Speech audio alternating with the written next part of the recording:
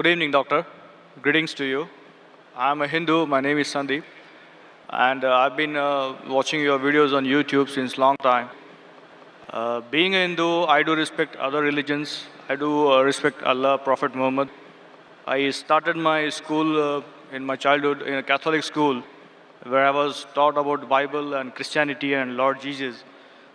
And later on, after fifth standard, I came to know about my own religion, being born in Hindu family. And today, I do at times get attracted towards other religions. Okay, there is some common link between all religions. I have a basic question to you, doctor. Basically, I am from the science background, a pharmacy guy. Today, I'm authorized financial consultant. So, today, what I look out there in the market is many religions exist on planet Earth. If human being is the same, if human organs are the same, if the human body system follows the same heartbeats, blood flow, the same blood, the same ears, the same nose, if everything is the same, the creator has to be the same, the supreme power is the same. So if the supreme power is the same, why do so many religions exist on earth today? What is going to be future now onwards? Because if I go as per theoretical books, as per history, before thousands of years, Hinduism existed. Then came Lord Jesus, then Prophet Muhammad, and now today, what I see in front of my eyes is there are many religions, and every religion has its own pros and cons. So, being a human, I get confused. I am a Hindu, I should respect my religion, as well as being a human being, I should respect other religions. So, what is the final truth, and what is going to the future for centuries ahead? The brother asked a very good question, that there are so many different religions. More than 4,000 years back was Hinduism. Then Jesus Christ, peace be upon him, came 2,000 years back, or Christianity. Then Prophet Muhammad, peace be upon him, came 1,400 years back. Some things are similar, some things are contradicting. There's so much of confusion. God, our creator, is one. Human body is the same. Creator has to be same. So why this confusion? It's a very good question. The reply is given in the Quran in Surah Al-Imran, chapter 3, verse number 19. It says, Inna Dina Indallahil Islam. The only religion acceptable in the sight of God is Islam. That is peace acquired by submitting our will to God. Almighty God only gave one religion to the human beings. As I said earlier, Almighty God has only sent one religion. But He has sent many messengers. When He sent messengers who got messages, by the passage of time, the message got changed. Again a new messenger came. He brought a fresh message. Again the people changed it.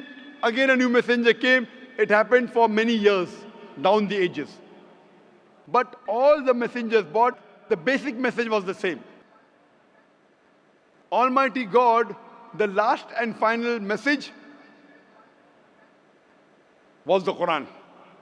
Now you will ask me this question, that why did God reveal the Quran 1400 years back? Why didn't He reveal the Quran directly? Reveal the Quran directly? No confusion. You know, my son, he wants to become a doctor.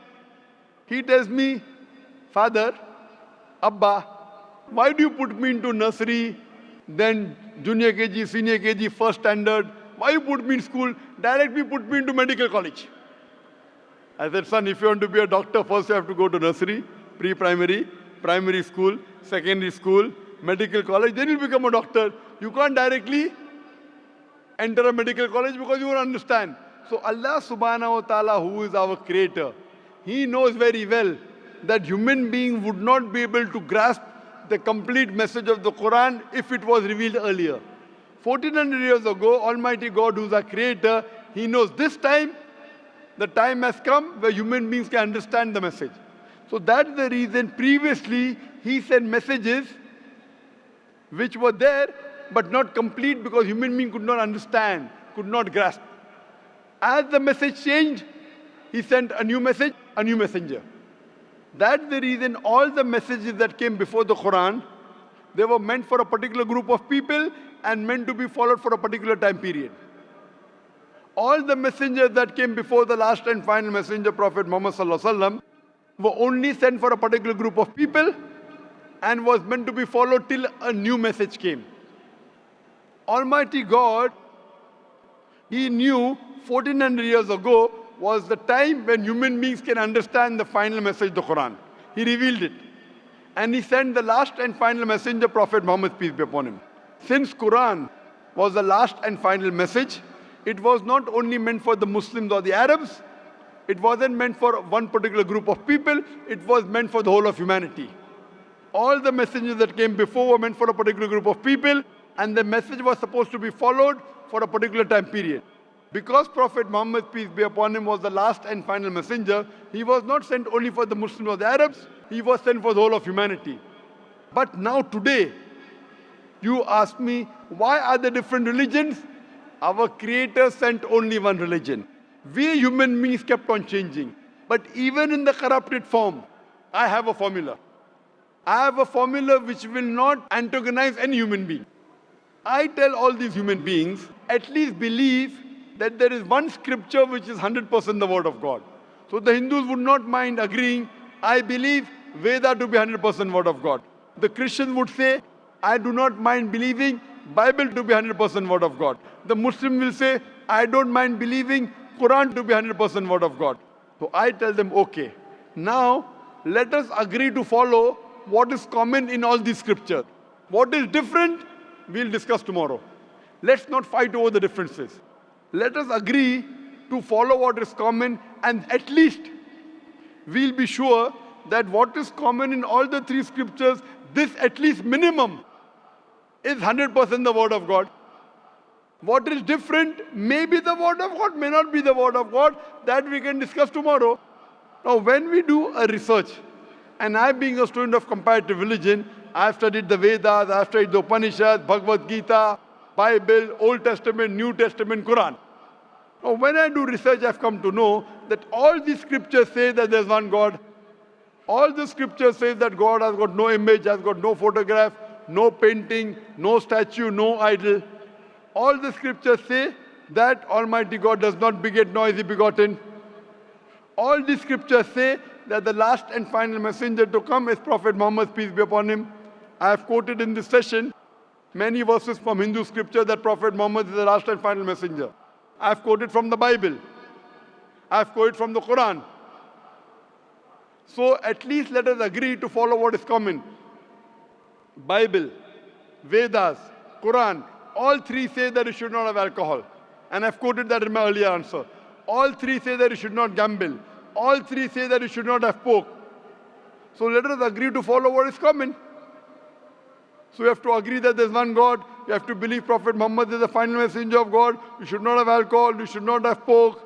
To pray, we have to do the sujood. All these are common points. So I'm asking the question that if you say you are a Hindu and you say that you respect other religions, I'm asking the question, do you believe that there's one God? As per books, I do. Do you believe that idol worship is prohibited? That's a confusing area. It's very clear in the Hindu scriptures. Yajurved chapter 32 verse number 3, Na tasya pratima asti. Of that God there is no pratima, there is no photograph, no painting, no image, no idol, no statue. Same thing is repeated in Shveta Upanishad, chapter number 4, verse number 19. Na tasya pratima asti. Of that God there is no pratima, no image, no photograph, no painting, no statue, no idol. What's confusing, brother? I mean, today my knowledge is just like an infant. No, if your knowledge is like infant, when a person of knowledge talks, you should believe it. True. So why don't you believe it then?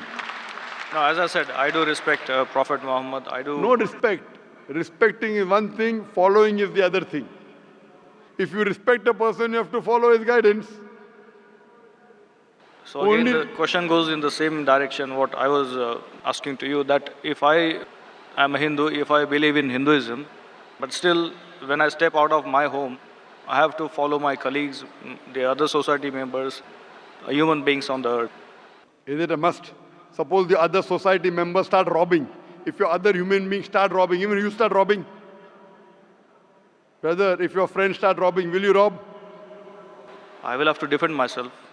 Will you rob, yes or no? If somebody is robbing me, No, you said that you have to follow the other human beings, other society. If your other friends start robbing other people, will you start robbing? Will you rob others? I don't think there is a point in robbing others. Okay, because you know robbing is wrong. So that time you will not follow society. Follow the society when it is right. Do not follow when it's wrong. God has given you grey matter, brain. Correct? So if your Hindu friends are going against the Veda, will you follow Veda or your Hindu friends? They have to follow what is written in the books. Yes, forget about them. I'm asking about you. If your Hindu scripture says don't do idol worship, will you do idol worship? No, then I will not. So now do you believe idol worship is wrong? Again, as I said, I have to study more. I'm not clear. No, but you study, when will you study? Today or tomorrow? When? Maybe today or tomorrow. Okay, fine. I have quoted so many references from the Hindu scripture about Prophet Muhammad, peace be upon him. Do you believe Prophet Muhammad is the messenger of God? Yes, I do. If you believe, don't you have to follow his commandments? I may have to. Why may? Again, I'm not If you clear. may believe in, then you may. If you do believe in, you do have to follow. It's simple English. If you say maybe he is a messenger of God, then you can say maybe I'll follow him. When you say surely the messenger of God, then you have to follow him surely. Why? But, is Will it- a messenger of God deceive you? but again, do I have to be a Muslim to follow Prophet Muhammad? Or No, you Islam? have to be a good Hindu also. You have to be a good Hindu and a good Christian to follow Muhammad Sallallahu Alaihi Wasallam. That's where the whole thing If goes. you are not a good Hindu, if you are not a good Christian, you will never follow Prophet Muhammad Sallallahu Alaihi Wasallam. Because Hindu scripture says the Antim Rishi, the Kalki Avatar is Prophet Muhammad Sallallahu Alaihi Wasallam. I gave references, If you want, I can give again. Do you want me to give the references again of Prophet Muhammad in the Hindu scriptures? I did listen to your references. I need to go through them. Fine. So inshallah, go today. Tomorrow, I would give you the first chance. And there's a lady there. You too, I would give the first chance. Then I will call you a truthful person. Go today, Google, check on the net. I gave at least 100 references. There are more than 100 in my lecture. If you see, on Hindu scriptures, talking about Prophet Muhammad Sallallahu Alaihi Wasallam, talking about one God, talking not to have alcohol, not to have pork, not to gamble. What is different we'll discuss tomorrow. At least what is common we should agree. So when you're talking about getting human beings together, I'm giving you a formula which will not offend you. I'm not telling you follow that which is not mentioned in the Hindu scripture. I'm telling you follow what is mentioned in Hindu scripture and the Quran. 100% you will be a good Hindu, good Christian, and even enter into Islam. May not be good Muslim, at least enter, and then your scripture says you have to follow the guidance of the last messenger, you have to follow the Quran. So if you follow the Quran correctly and the sayings of the Prophet Muhammad Sallallahu Alaihi Wasallam, you will be a good Muslim. And I'm waiting that inshallah if we can do it today, tomorrow inshallah we can interact. Thank you very much, doctor.